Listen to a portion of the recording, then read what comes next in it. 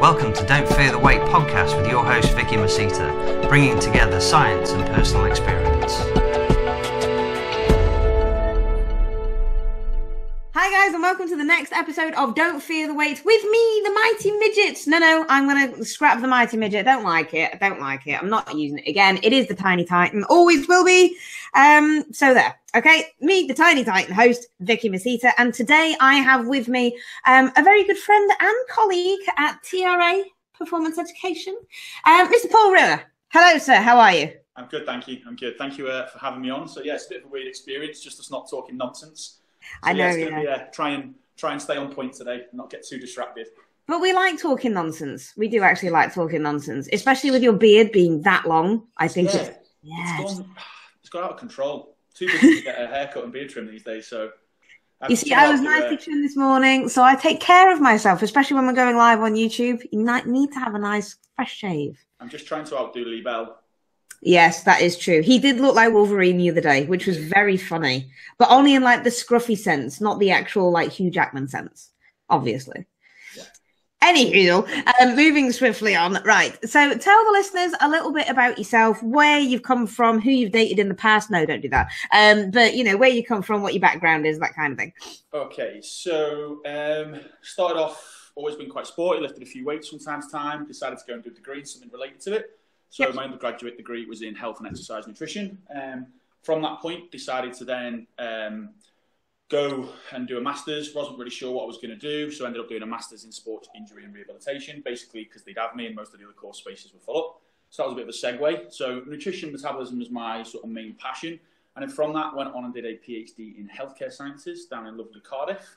And now I'm back up in Leeds, where I've got my own little lab and clinic where I do some performance analysis, some performance testing, and obviously I've got the TRA stuff as well. So my big area of focus at the moment, which I'll be speaking on with Joseph Agu in July.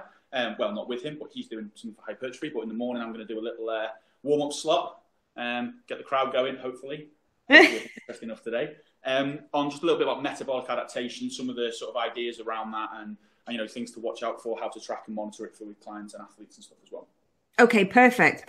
Now, metabolic adaptation, we're just going to delve straight into it realistically, because I suppose there's been a lot of hashtag science in metabolic damage. So first of all, let's kind of dispel that myth first off.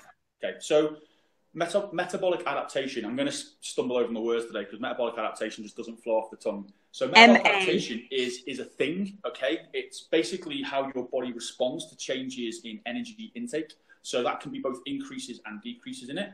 This is a natural positive thing for a lot of cases. So for survival, it's kind of essential that our metabolism adjusts in both directions to maintain healthy fat mass. Well, it tries to anyway.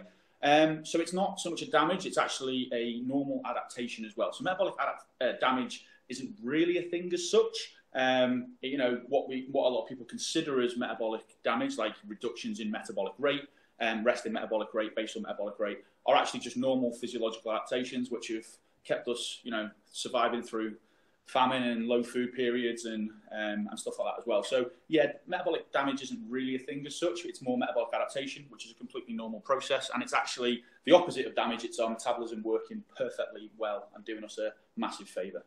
Fantastic. Okay, so now that that has been dispelled, let's talk a little bit about people who say that they are completely metabolically damaged and they're on, let's go for the typical bikini athlete, right, in bodybuilding. Okay. So you've obviously heard it before, you've seen it before, training all these hours, they're PTs themselves, so they're on their feet all the time, they've got kids, and they're doing an hour's worth of cardio in the morning, an hour's post-training, and they're on 800 calories a day. What's going on there if they're not losing any more weight? There's two potential, well, there's a few different potential options, there's more than two. One is they genuinely might have some kind of metabolic issue. That's a very, very, very small percentage of the population. Quite often, in my experience, it's down to two things. Small people don't really burn that many calories, unfortunately. So when you look at some of these people's resting metabolic rate, or you look at their overall kind of lean tissue, even when they're being active, they're not burning as many calories. One of the classic examples is I work with quite a few couples, and women tend to get frustrated because they can't lose weight as quickly as men. Unfortunately, ladies, you just burn less energy. So if you're talking a 45, 50 kilo bikini competitor, even if they are quite active on a day-to-day basis, it might just be, unfortunately, that you're still not in enough of a deficit to elicit fat loss. It might actually be that some people are eliciting fat loss. So one thing I've noticed could be a bit of a body recomposition effect, but I think when people put themselves into quite large calorie deficits, one of the things that tends to happen is they tend to increase their stress hormones, things like cortisol. Obviously, I'm not difficult to test for this, but you tend to find that when people then, after a week or two, maybe of not dropping, they'll have these big drops in weight. Could be water retention due to constipation and things like that. Unfortunately, high protein diets with, particularly if they're on lower carbohydrates, maybe a lack of fiber in the diet, they're going to get bunged up. So it might not be actual lack of weight loss. Longer term, if it is, the other issue is, quite honestly, a lot of people eat more than they think they are, even if they say they stay track. So I've just been working with, I'm not going to name names because I don't want to embarrass my clients if they watch this, but I've been working with someone who, like you've just said there, is a personal trainer, getting ready for a photo shoot, and weight wasn't coming down, swearing that she was sticking to her calories, her macros. And so I took the route of making sure that she took pictures of every single one of her meals. And she was probably, in my estimation, overeating by about 800 to 1,000 calories more than she was on a couple of the days that we were looking at there. So wow, really? Yeah. That much? Yeah, simply because it was things like one of her friends baked protein goodies. So obviously, if it's protein, it's good for you, yeah? Like protein Snickers and protein. Honestly, I swear to God, I'm going to meet up with Krispy Kreme and just say, I just want to sprinkle a little bit of whey protein on every Krispy Kreme donut and call them a protein donut because they're better. Make billions from that. Exactly right. So yeah, basically it was things like little protein balls. Protein ball, which was like nuts, seeds, dates, things like that. I would estimate at least 150 to 200 calories a ball.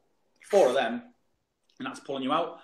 And it is those, it's a bit cliched, but most of the time with a lot of clients, it is those bites, licks and tastes, the BLTs, which do add up. And I can't claim credit for that one. That's not me. I heard that somewhere else before, so I'm not going to claim credit for coming. That's incredible. I'm going to feel it. Yeah, well, it's a nice little reminder for a lot of people as well. So it is one of those things where when we say track, you have to track everything to know there is an issue.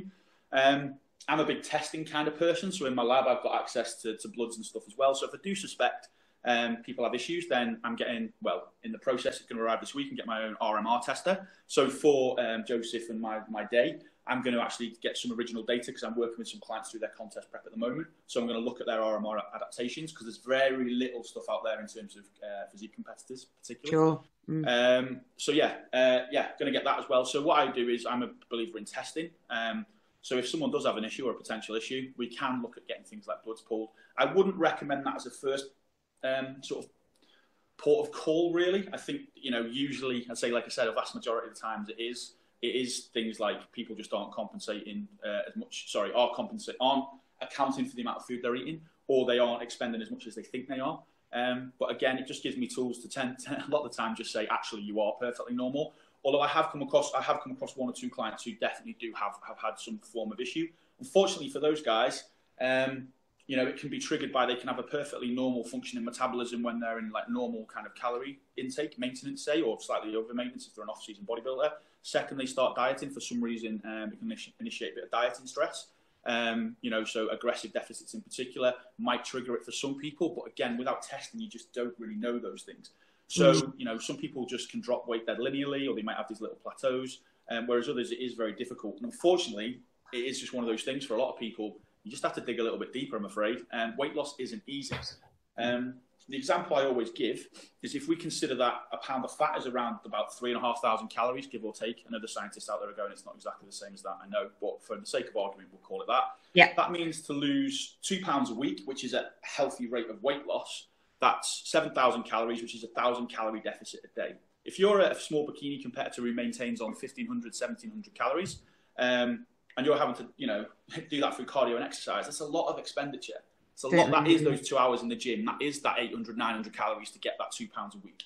And it's one of the reasons I have a big issue with the term healthy weight loss. 1 to 2 pounds a week, as it's usually touted as, is because actually, for some people, that's a struggle. And the word healthy, I don't know about you, but me personally, I think the word healthy kind of is associated with easy. If it's healthy, it's easy. It's meant to be like, a moderate amount of weight loss. For a lot of women, losing 2 pounds a week is a challenge. It's a challenge. Even people who, train twice a day, like you were saying, that smaller bikini competitor. So I don't think in those situations it's necessarily metabolic adaptation that's causing the issue. It is just a case of, I think it's expectation management a lot of time with people, is understanding that it is going to be a slower process.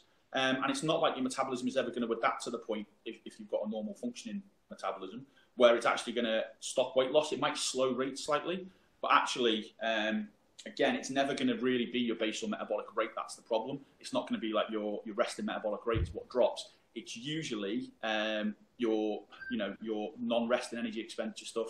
So things like your NEAT will decrease. So they've shown some studies where people will fidget less, for example. Sure. And it's just things like that you can't consciously control. The other one that I tend to get as well is what I call a lot of compensatory behaviour. So you'll get somebody who, let's say, I just did the dog bark in the background there. Do you know what? I've just got a noisy house, haven't I? I just need to kind of tell everybody to shut the hell up. But it's apt because it's a nice little link to this. So one of the classic things would be like a compensatory behaviour by which somebody, let's say they walk the dog for an hour every evening, but then they join a gym and they go and do a 25-minute HIIT class. They come out the gym, they're tired, they go home, and then they don't take the dog for a walk. You just take it to the end of the street to have a picnic. Yeah. So instead of taking that dog for the walk, what you're doing is you're creating this compensatory behaviour by which people think that structured exercise is going to elicit loads of fat loss. And don't get me wrong, our exercise should be geared around body composition. So I'm a big fan of resistance training with my clients as opposed to just doing normal cardio, because influences body composition, retention of lean mass, things like that. But ultimately, when it comes to the weight loss component, people vastly underestimate the influence of your non-exercise activity stuff, your day-to-day things. And in weight loss studies, when people don't get expected weight loss results from studies, when they sort of map things out, it's inevitably the NEAT, the non-exercise component of activity, which is actually where people are compensating. It's very rarely their basal metabolic rate that is causing those slow-ins in weight loss, really. So it's these sort of subconscious things, maybe, or sometimes conscious things we don't consider as having a massive influence, which has the biggest effect. Yeah. Okay. So let's take into account other things that could happen, because obviously our bodies are very, very clever, aren't they? And they basically just need to survive. So once a certain level of food goes down and we don't have that amount coming in, especially for a female body, it can start to obviously go through different changes, which includes slowing of the reproductive system, which can cause obviously menstrual amenorrhea. So let's go into that kind of thing. Is that going to have any kind of metabolic adaptation issues if you were to experience amenorrhea as a female? That's kind of a bit cart before the horse, really, because it would likely be that reductions in things like hormones like leptin, which is a central regulator. So our fat cells produce leptin, and it's a sort of fuel gauge of the body. As we get leaner, or as a response to long-term caloric restriction, like you might find with women who get amenorrhea, what you'll find then is it's a feedback thing. So our body goes into, I don't want to use survival mode because it basically is that, but basically our functions become then about conserving energy. And it's the same with guys as well. Guys will get lower testosterone levels as a result of long-term dieting. And mood states can be influenced, same with women as well. So basically that's just as a result of the lower body fat store. So it's one of those things where I think, dieting for a physique show for a woman, it is about timing it right. You can't just stay lean for months and months and months of the year. There has to be diet breaks within there as well to limit those those effects. But so it does happen, but it's as a result of lower body fat levels. It's not one causing the other. So it is one causing the other, but it's fat loss first results in the amenorrhea typically. I think to restrict that is quite challenging. It's something that I think, like I said, diet breaks, not competing too frequently, particularly for certain women, might be an advantage. But it's these reductions in these hormones, because ultimately our body goes into what is an essential function? Do you know what I mean? How do we conserve energy? And sexual reproduction becomes a secondary priority to, maintaining fat mass. Same with guys as well. It's one of the reasons why, from an evolutionary perspective, it makes sense to keep ourselves wired, which is why obviously we get increases in hunger, we get increases in our stress hormones. So one of the things you'll tend to find with people who diet quite aggressively or for long periods is their sleep will get disrupted, but they don't particularly feel tired. So they're fatigued, but they're wired because their brains are just constantly under that stressed environment by which they want to, seek out foods and then have a big meal of carbs and watch people pass out, because there's this sort of inverse relationship between kind of carbohydrate intake or high carbohydrate intake and possibly just calorie intake as well, which will then take that diet stress off, which I think when people's weight won't drop is what tends to happen. I've noticed, and it's quite a common thing in the bodybuilding world, is someone will have a higher day. I'm not talking thousands of grams of carbs, but a moderately higher day, diet stress drops, they wake up the next day and they're 2 or 3 pounds lighter. So I think that's typically to do with actually that stress response. Water messes with the sort of water regulation system. It interferes with those pathways. So I think that's more the issue actually when a lot of people don't drop. So don't be afraid to take the odd higher day here and there, as long as it's not on doing your weekly averages. And yet that might have, again, it's very vastly under researched. It might have some influence on actually preserving and protecting against things like amenorrhea. Short-term overfeeding studies are few and far between. There's some evidence to suggest, like we said, with leptin, it might have small transient increases, but how that impacts on overall metabolism is I'm not going to draw too many firm conclusions on that today. If people want to know about that, they can come to the talk. Yeah, exactly. That's it. I'll get into the nitty-gritty. So yeah, it is a thing. But I mean, touch wood, I've never had. It's difficult, obviously, when female clients are using contraception, because they're obviously putting in synthetic progesterone and estrogen into their bodies. Sure. But touch wood, clients that haven't done that have not had any cessation of their periods as of yet. And if for me personally as a coach, not that I do a lot of coaching, but the bit of coaching I do, it would be definitely a red flag for me. It's like, look, your reproductive health is more important than a show. So I know some coaches won't do that, but me personally, I have certain lines that I won't push my client's body past. So like I said before, if I've got clients who I think are sticking to their diet and their weight's not dropping, or I think there might be other metabolic issues, I'll always go and get them tested. And I think, if you're working with physique competitors in particular, it's important for them to go and get their bloods done regularly, whether they're natural or they're assisted. I think that's really important, particularly with females, because, like you say, you don't want to. They do tend to have to dig a little bit deeper to get those losses in body fat, which means lower calorie intake, greater output through cardio, a lot more stress on the body. So yeah, I think I personally would recommend that as a kind of a side, really, is to make sure you're getting bloods done. Definitely. At least the start, end point, and at least possibly a couple of points through prep if possible. But definitely afterwards as well, just to make sure everything's hunky-dory, especially if anything sort of red flags like that. Definitely.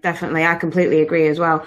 Okay, so why don't we talk about the actual reversing of it then? So if you've had these metabolic adaptations in a low calorie state, how about people who have said that they've actually been able to raise their basal metabolic rate and be able to consume a lot more calories after they've gone this deep? What's happening from there? There's two ways you can look at this. So when we diet, like I said before, most of the adaptations actually take place in our non-resting energy expenditure. So it takes place in terms of our NEAT, our thermic effect of food, if we're adjusting calorie intake, because if we eat foods, it takes energy to digest and absorb it. Yeah. Smaller portions means less energy to digest and absorb it. And then obviously our exercise output can drop as well, because obviously we're tired out in the gym.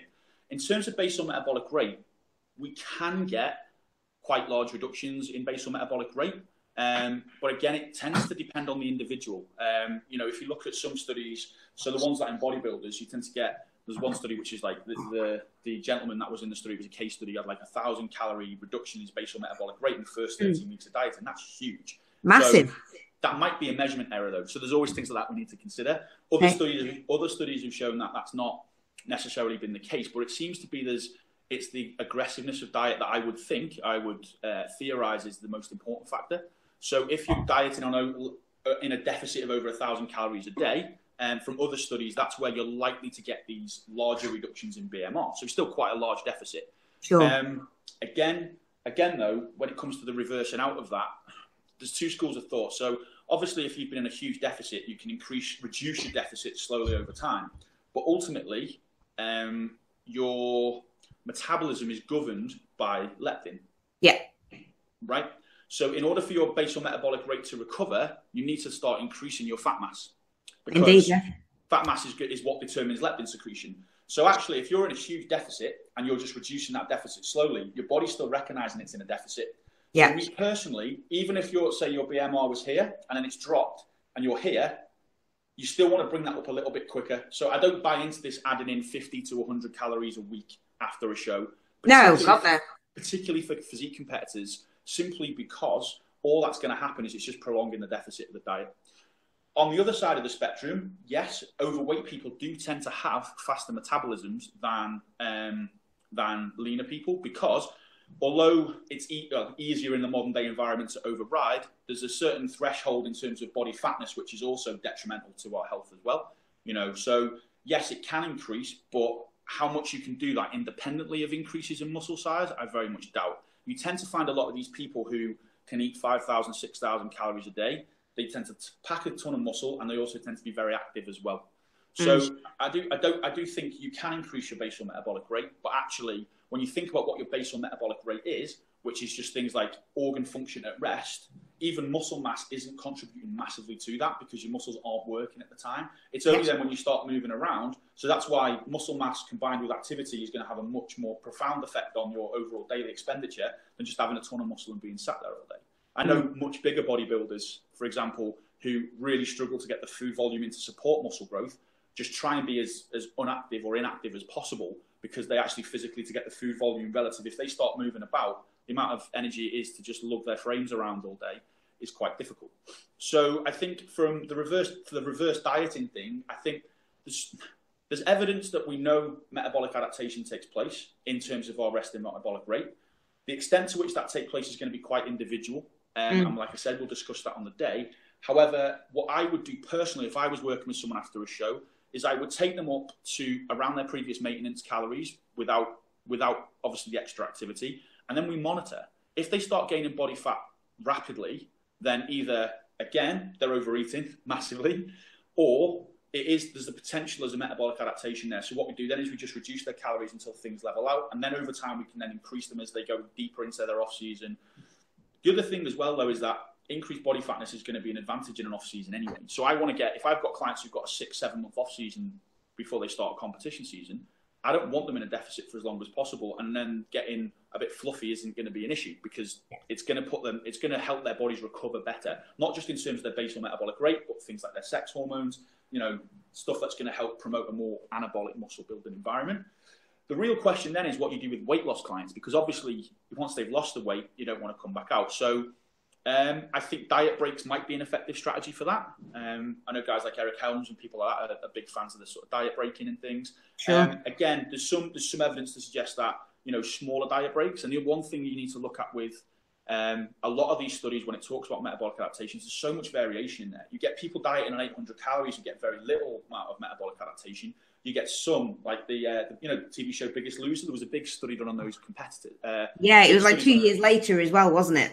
Yeah, so they did a study on those guys, and like some of those people were in huge deficits, 3,000 calories a day, got no adaptation whatsoever, but there definitely seemed to be this sort of threshold. So I think tentatively, we want to create a good deficit would be around about 1,000 calories per day, where we didn't seem to get any adaptation in those things. But again, there's likely to be a huge amount of individual variation. So to say that it doesn't take place would be naive, but I do think that people put an overemphasis on that side of things in terms of how much of a reduction it is. I mean, most studies would be in the region of sort of 10 to 20% of reduction in your basal metabolic rate. So if it was, say, 1,500, you're only going to drop 150 to 200 maybe off that, unless you're going hyper aggressive. But with that overweight person who's coming down, if we're using a more aggressive strategy, again, it's not likely to just be the amount of deficit. There's likely to be a function of the duration of deficit as well. So actually, if we're being more aggressive, then actually, theoretically speaking, I would, I want to do some research into this myself because it's an understudied area, is to actually, and one of the reasons I'm buying all this kit, is so that we can actually look at, if we get more aggressive weight loss initially, but we're doing diet breaks, do we get these adaptations more, as opposed to, obviously, if you're doing the same level of aggression but for longer, we might expect that. It's also going to be harder to adhere to as well. So I think there's a difference between a crash diet for weight loss in overweight people and an aggressive or rapid weight loss, because a crash diet is just cutting all the foods out, risk of lean mass loss. It's not just about the calories, it's about the quality and the quantity of macronutrients in the diet and the training that accompanies with that. So I'm not a fan of crash diets, just to clarify that, but I do see a position for rapid weight loss if it's structured in such a way that allows us to preserve lean tissue as best we can. And also that there's an end game. Once we've got that initial loss, it's understandable that every 6 to 8 weeks or every 4 to 6 weeks, once we've got those 4 weeks, actually what we do is increase calories a bit. And that then, as a coach, gives us some insight as to actually find out if their maintenance has adjusted or adapted, because we can just take them back up. We need to find their maintenance anyway, because assuming they're coming to us overweight, then obviously they're above maintenance. So exactly, yeah, they're overeating. We need to use those little diet breaks to sort of find their maintenance, and we can use that to inform. So I'm a big believer in, yes, we use science as a framework to create our theories and our philosophies, but there's a huge amount of individual data in that as well. So one of the things that I preach to the people I mentor and I work with is, yes, we use science as a framework, but we need to be collecting individual data. It's not just a case of getting people to track their macros and their weight for weight loss. We need to be seeing where people are plateauing, how we break through those plateaus, working with women when they're on the menstrual cycle. I think with some of my clients, I can predict when they're going to come on their periods before they do, because you just get used to seeing that data. Yeah. But also things as well as in terms of backing out, things like diet breaks. What am I doing there? I don't just say to people, right, take a week off your diet, go away, disappear. It's like, right, okay, we're going to try this, keep tracking. So over time then, once that diet phase is completed, hopefully with those people who are overweight, gives us an idea where we can take them back to safely without needing to reverse diet 50 or 100 calories a week, where I can say, okay, we've dieted you here. I know you were there. We're going to guess about there. I can take you straight back up. But then again, we track, we monitor, we adjust all the time. So I think that's a fundamental tenet of, I think there's a lot of people who consider themselves evidence-based practitioners because they understand the science, but that's not what an evidence-based practitioner is. There's still an individual component of feeding back into that. It's using that data to create optimal solutions for the individuals that we work with. But I do think it's getting less so, but there is an overemphasis on terms of these reductions in basal metabolic rate. And like I said before, in that one physique competitor, that was huge. But in other studies where they've looked at them like over, say, a 16-week contest prep, some people's basal metabolic rate seems to increase. So it's just, you know, to say that it definitely occurs for every single person is probably taking a step a little bit too far for my liking. But you know, it does highlight. I mean, obviously, not all coaches have access to be able to do blood work. Not all coaches have access to test things like resting metabolic rate. But we can inform those decisions by not just putting someone in off-season mode and just leaving them to it. We need to make sure that we're tracking those people for periods afterwards. But in terms of reverse dieting, as is prescribed, do I use it? Not personally, because I want that diet stress off as quickly as possible, especially for competitive athletes. Yeah, I'm in complete agreement. It's like when I first start a prep with my clients, I'll put them into an aggressive deficit right at the start, because that is when they are at their fattest. Their energy levels are higher, and they've obviously got more body fat to lose in that regard. So put them in. Well. Say again. Motivated in that phase, and they're motivated in that phase as well. So you want to capitalize on that motivation. Absolutely right. So as long as they're obviously not like already pretty lean, and you don't need to aggressively diet them, as long as they do have some good body fat in order to come off, aggressively diet them for a good 4 to 6 weeks, and then bring them back up a little bit, have a little bit of stagnation period where they can possibly harden up at that point, and then start to decrease them down again in a much slower fashion in order to go to show. But then coming out of the show, I'm exactly the same. So aggressively diet them back up. You know, get them up to maintenance level as quickly as possible, regulate those hormones, make them feel normal again, and then start to increase things, obviously, depending on how long their off-season is going to be. Yeah. And then take things from there. And like we said, it comes in stages. It's not just a generic kind of... Weight loss and weight gain isn't linear. Never is. Especially safe or effective weight loss. I think what's really interesting, what you've highlighted there, is because I've done it personally. So although I'm a terrible, terrible bodybuilder, I have competed before. Please don't look for stage pics. It's really nothing spectacular. I will find them and I shall post them in the comments underneath. But basically, one of the things that I've noticed is that a lot of people, I think, like to blame metabolic damage or metabolic adaptation or whatever they want to refer to it as for the fact they gain loads of weight post-show. When actually, let's be honest, your drive is to eat. And it's completely natural when you've dieted that long. And, you know, every ounce of your body, you know, your hunger hormones are driving you to eat. You know, leptin, ghrelin, they're all driving you to eat. Insulin levels are generally kind of lower because that's another thing that, you know, helps us feel fuller. There's a whole cascade of hormones that are just driving us to eat. And then you come off the back of a show, once that leash is taken off, and then people eat like an arsehole. And they'll eat 5,000 to 6,000 calories a day. And it's natural to do that. But then what they'll do is say, I gained 20, 30 pounds in the first 4 or 5 weeks post-show. Yeah, it was my metabolism that was adapted. If you're eating like that the rest of the year, you'd just be like, I'm just being a fat bastard. Do you know what I mean? Yeah. So I think that's the important thing to realize there is that, you know, it is one of those things that I've heard quite a lot. And it's, like I said, it's becoming less prevalent in the industry. A lot of people are becoming more clued in terms of metabolism and stuff now. And it's a really positive thing. I mean, through like podcasts like yourself, I know you've had some really good guys on here as well. So I know I'm in very good company. So I'm grateful for the invite to come on anyway. But wasn't really more of an invite. It was more of like a Rimmer, you're coming on. Yeah. So please feel free. You haven't made fun of my nickname, my surname so far yet. So that's the main thing. No, I just don't do that. I just, to be fair, I don't even know why I said it in the message today. I sent, for everybody who doesn't know, I sent Paul a message just basically saying, "Hey, Rimmer, here's the link." And that was it. And it was just like, "I'll see you in a minute." Well, I don't know why I've never actually capitalized on taking the piss out of your name. It's the only reason I started lifting weights. It's the only reason I started lifting weights and growing muscle and getting tattoos was so people didn't pick on me for my surname. That was the. But now I can take the piss out of you because of your beard. Yeah.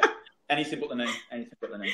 Anything but the name. That's good. And I think that is a perfectly positive note. Perfectly positive. That's a really hard thing to say. To finish it on, realistically, isn't it? So if you want to know more about metabolic adaptation and plenty of other enhancing performance, then obviously come on down to the TRA Performance Education Seminar that Paul is going to be hosting there with Joseph Agu on performance nutrition, which I will put the link in underneath, and all the dates that everybody needs to put into their diary. Not only will Paul and Joseph be there, but I will be as well. So, you know, what more can you ask for, really? Oh, and Lee. Lee's going to be there too. Shout out to Lee Bell. We're going to have a beard off. We're going to have a beard off. I best not shave then for at least a couple of weeks.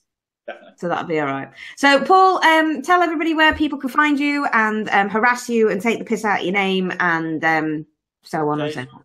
So obviously I'm one of the guys at TRA Performance Education. That's mine and Lee's business. Got my own website, which is www.nexusperformanceanalysis.com, which has got all my services on it. Nice little shameless plug there. I'm based in Leeds at the moment, but my lab is completely portable. So if anyone wants to do any testing and stuff like that, give me a shout. And yeah, I'm on Instagram as Paulrimmerphd, PhD. So it's when Vicky introduced me, she called me Mr. Paul. Oh. No, I didn't. I just said Paul, didn't I? You said Mr. Did I? Yeah, you were Mr. Dr. Paul. Mr. Dr. Paul. And then obviously on Instagram as well, my other business is Nexus Performance Analysis and TRA Performance Edu, I think is our TRA one as well. So if you don't follow that, please give us a shout, because I do little short videos and stuff talking about some of the sciencey type things as well. So it's not just me, you know, looking like a terrible bodybuilder. I do try and put some informative content on there as well. So thanks for having me, guys, and I will speak to you all soon. That's it, cool. And that's it from Don't Fear the Weight again. So again, I say again, because this was the second podcast that I did back to back. So I am literally like completely dry as a bone now. But anyway, lots of love, and I will catch you on the next episode of Don't Fear the Weight. See you soon.